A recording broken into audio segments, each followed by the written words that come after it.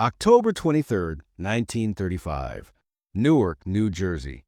The Palace Chop House restaurant. A man sat in a booth eating steak and drinking beer. His name was Dutch Schultz. He was one of the most feared gangsters in America.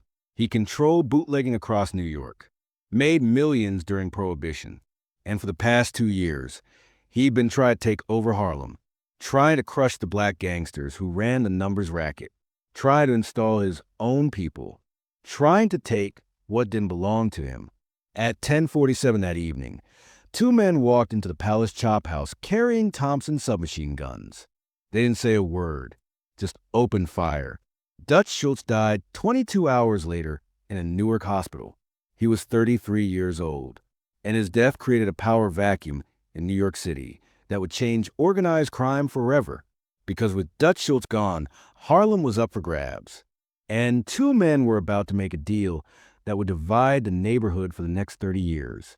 This is a story of what happened when Bumpy Johnson, a 30-year-old black gangster from Harlem, sat down with Lucky Luciano, the most powerful mob boss in America, and negotiated the future of an entire community.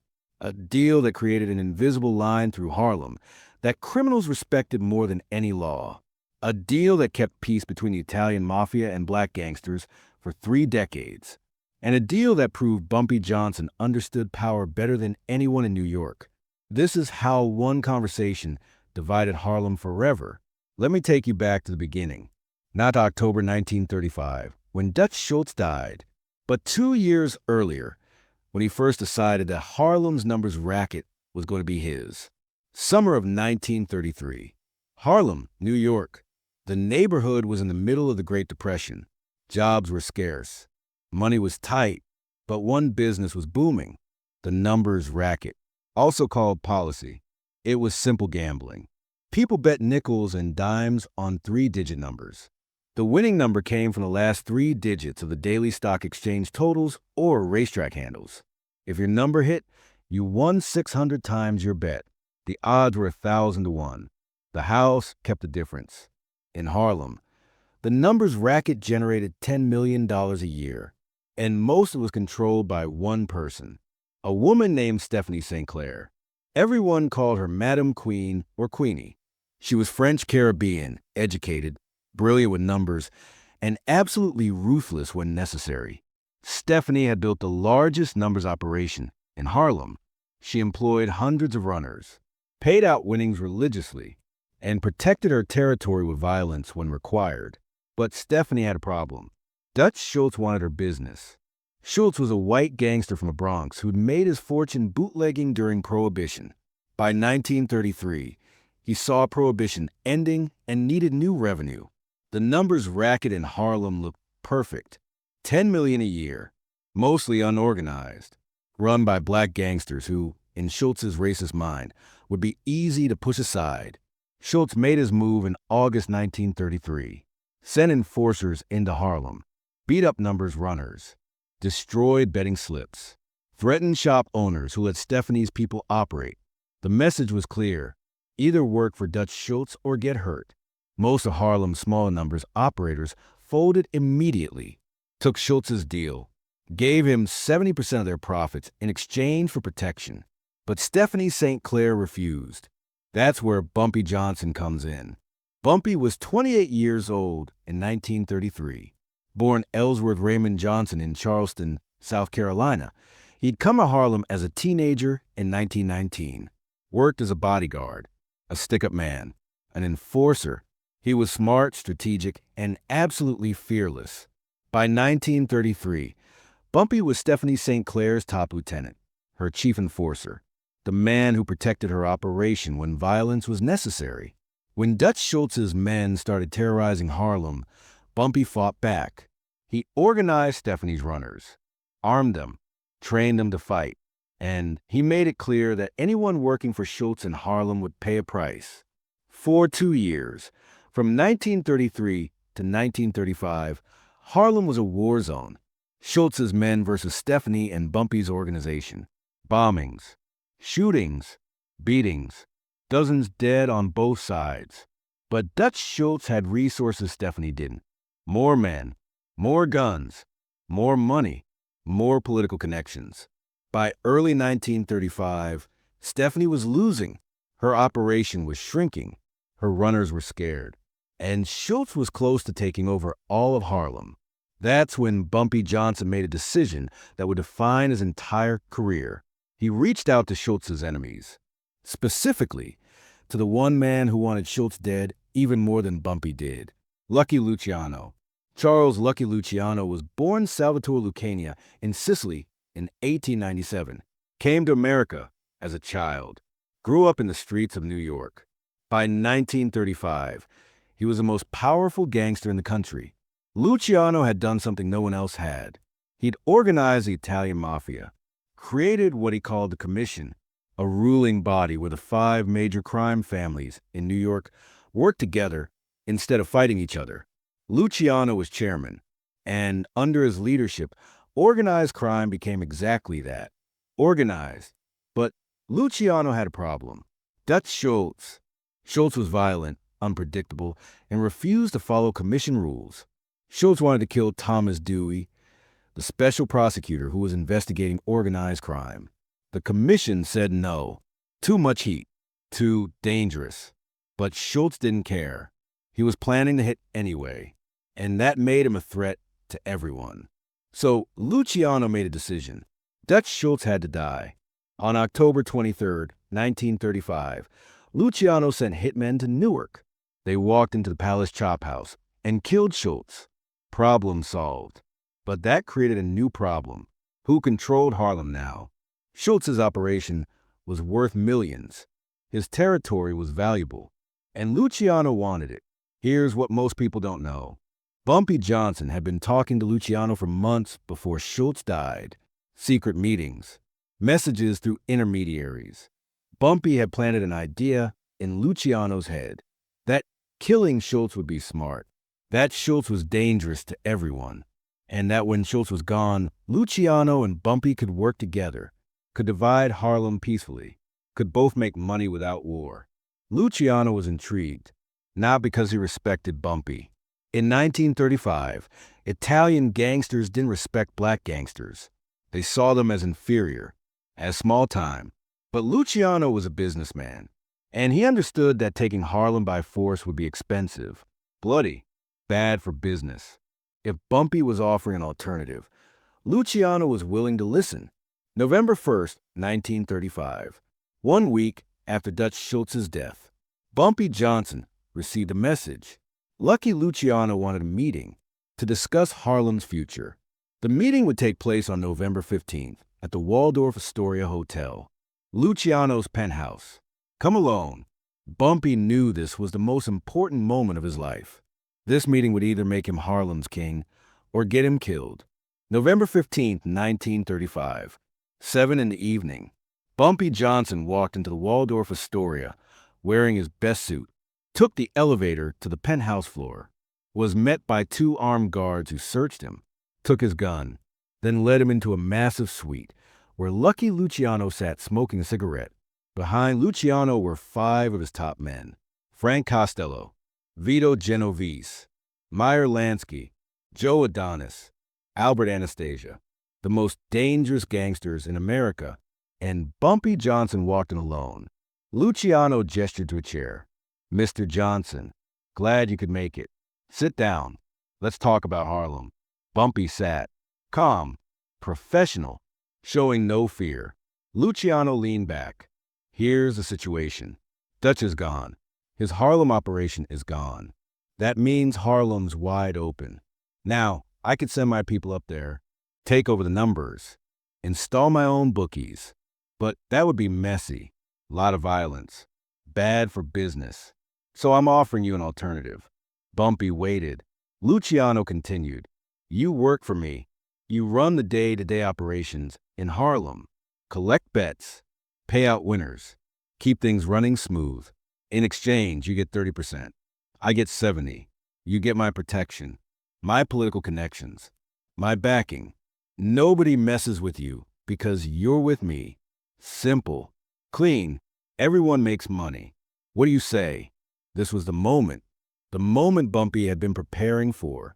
He could accept Luciano's offer, become an employee, take 30% and live. Or he could refuse and probably die in this room. But Bumpy Johnson had spent 2 years fighting Dutch Schultz, had watched Stephanie St. Clair get crushed by a white gangster who thought black people would just fold. And Bumpy had made a decision. He wasn't going to work for anyone, not Schultz, not Luciano, not anyone. Bumpy looked Luciano in the eye. Mr. Luciano, I appreciate the offer, but I'm not interested in working for you. Luciano's expression didn't change, but the other men in the room tensed. Vito Genovese's hand moved toward his jacket. Bumpy kept talking. I'm not interested in working for you because I got a better idea. A partnership, not employee and boss. Partners, equal partners. The room went silent. Frank Costello actually laughed. A partnership between us and you? You serious? Bumpy didn't flinch. Dead serious. Let me explain something about Harlem you might not understand. Harlem's not like Little Italy, not like the Bronx or Brooklyn. Harlem's a black neighborhood, 300,000 black people, and they don't trust white gangsters. They don't want to play numbers with white bookies. They don't want to do business with Italians. Bumpy stood up, started pacing. You can send 100 men into Harlem tomorrow. You can set up operations. You can try to force people to play with your bookies. But you know what'll happen? They'll stop playing. Or they'll only play with black bookies. Underground, where you can't find them. You'll spend a fortune trying to control Harlem and make half what you're making now. Lucky Luciano leaned forward. So what are you proposing? Bumpy pulled out a piece of paper, a map of Manhattan. He laid it on the table.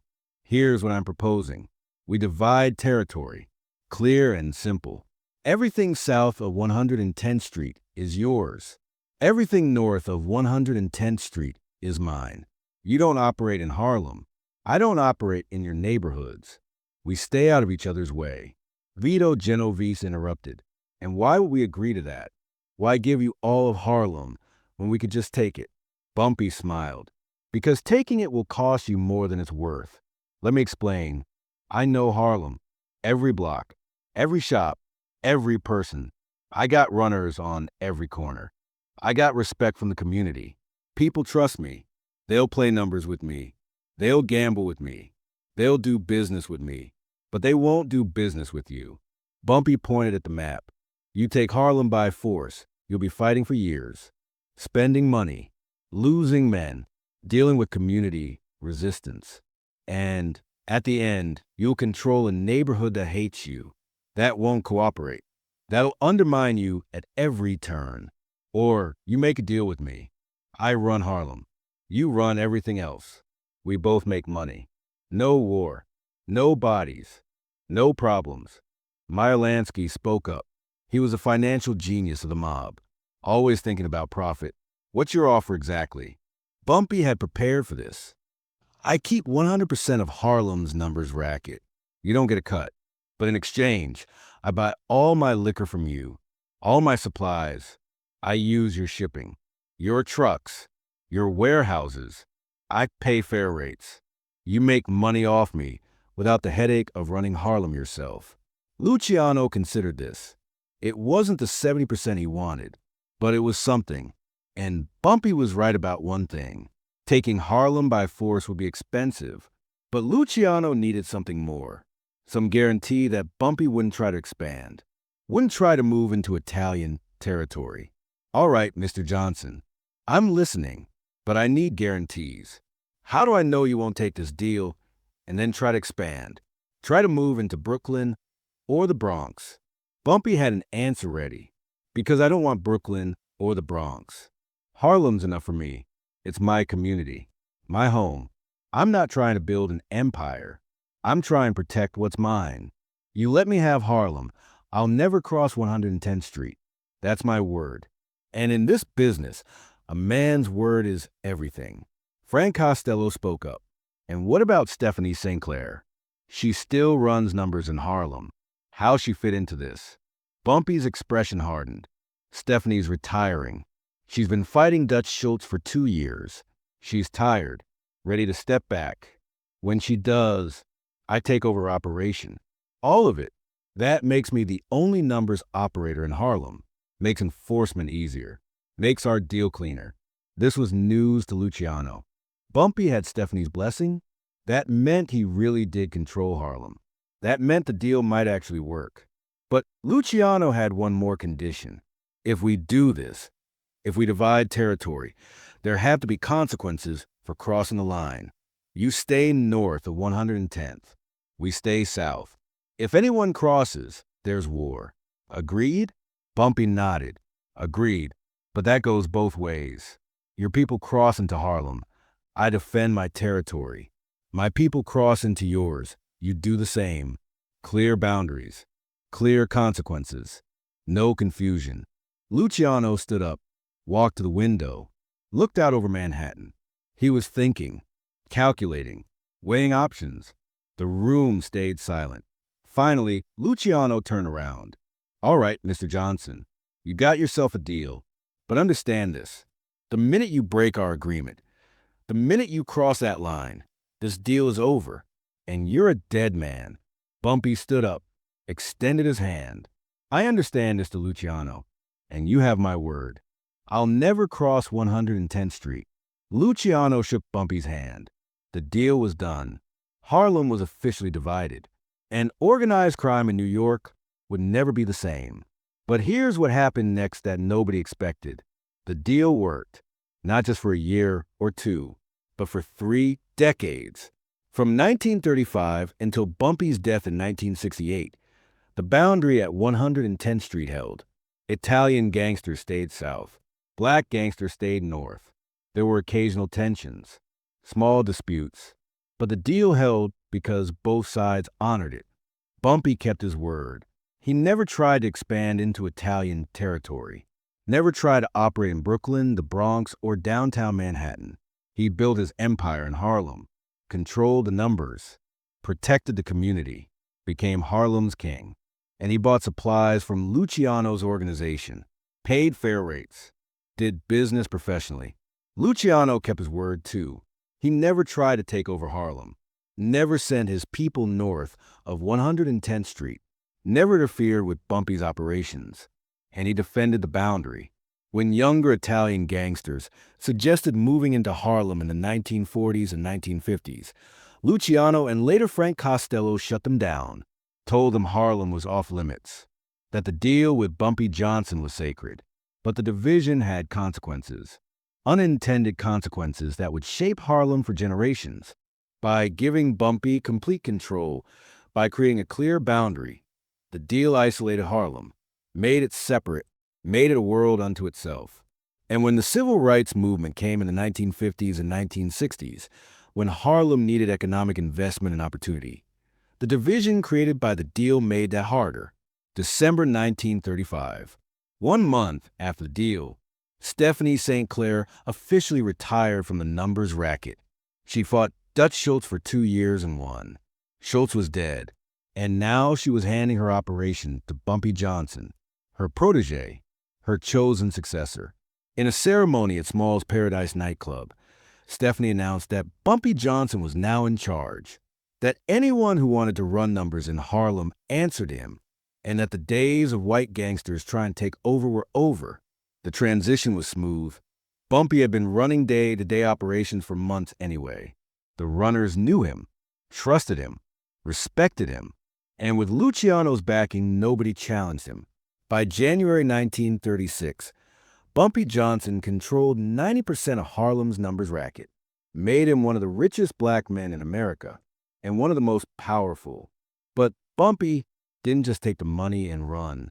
He did something unusual for a gangster. He invested in Harlem, bought apartment buildings, opened businesses, employed hundreds of people, and he protected the community. When police harassed residents, Bumpy intervened.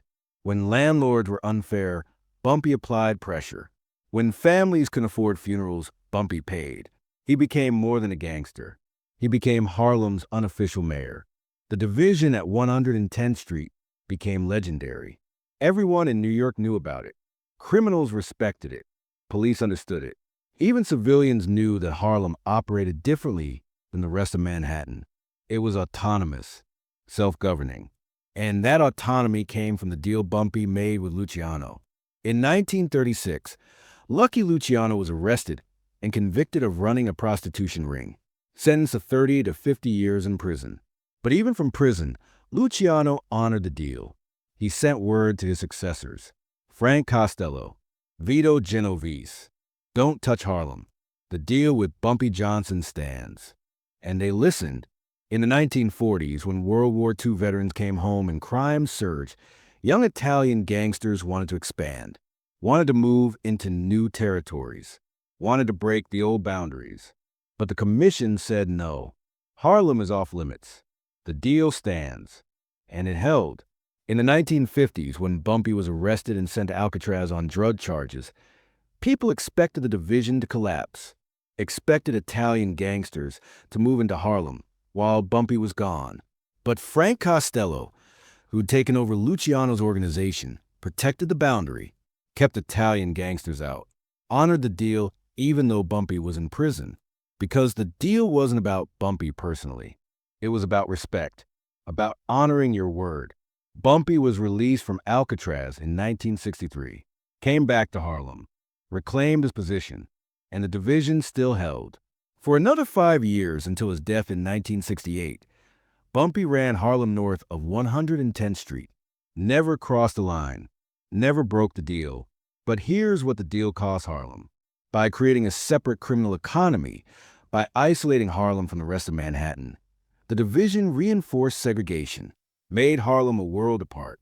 And when legitimate businesses and investment were needed, when Harlem was struggling with poverty and unemployment, the criminal division made it harder for outside money to come in, made Harlem seem dangerous, separate, other. Historians debate whether the deal was good for Harlem or bad. Some say Bumpy protected the community, kept Italian gangsters out, prevented the kind of exploitation that happened in other black neighborhoods. Others say the division isolated Harlem, made it economically separate, reinforced the idea that Harlem was different, dangerous, not part of mainstream New York. The truth is probably both. The deal gave Harlem autonomy, gave black gangsters control of their own neighborhood, but it also isolated Harlem, made it separate in ways that hurt the community long term. When Bumpy Johnson died on July 7, 1968, the division started to break down. Younger gangsters didn't respect the old boundaries, didn't care about deals made in 1935. The Italian Mafia started moving into Harlem. So did other groups. And the criminal peace that had lasted 33 years collapsed. But people who lived through that era remember. Remember when 110th Street was a line nobody crossed. When Harlem was independent. When Bumpy Johnson's word was law. And when a deal made between a black gangster and an Italian mob boss kept peace for 3 decades. In 1985, a historian interviewed Frank Costello's former attorney, asked him about the deal, about why it lasted so long. The attorney's answer was simple. It lasted because both sides honored it. Bumpy never broke his word, never crossed 110th Street. And Luciano, even from prison, made sure nobody else did either. That's rare in organized crime. Deals get broken all the time. But this one held because it was built on mutual respect, on understanding that some boundaries are worth maintaining. Look, the story of Bumpy and Luciano's deal is complicated. It created peace. It gave Harlem autonomy. It made Bumpy Johnson rich and powerful. But it also isolated Harlem, created a boundary that reinforced segregation, made Harlem separate from the rest of New York in ways that had lasting consequences. November 15, 1935. One meeting, one handshake, one agreement, and a line drawn through Harlem that would last 33 years. Bumpy Johnson walked into that room alone, faced the most powerful gangsters in America, and negotiated a deal that made him Harlem's king. But it also divided Harlem in ways that would echo for generations. If this story about the deal that divided Harlem forever got your attention, hit that like button right now. Subscribe because we're dropping real organized crime history every single week. Comment below and tell me, was the deal good for Harlem or bad? Did Bumpy protect the community or isolate it? Should he have taken Luciano's 30% offer? And turn on notifications because next week we're covering the night Bumpy Johnson walked into a police station and refused to leave until they stopped harassing black neighborhoods. And the police backed down. Remember, in 1935, power wasn't just about violence. It was about negotiation, about understanding when to fight and when to make a deal. Bumpy Johnson understood that. He sat across from Lucky Luciano and negotiated as an equal.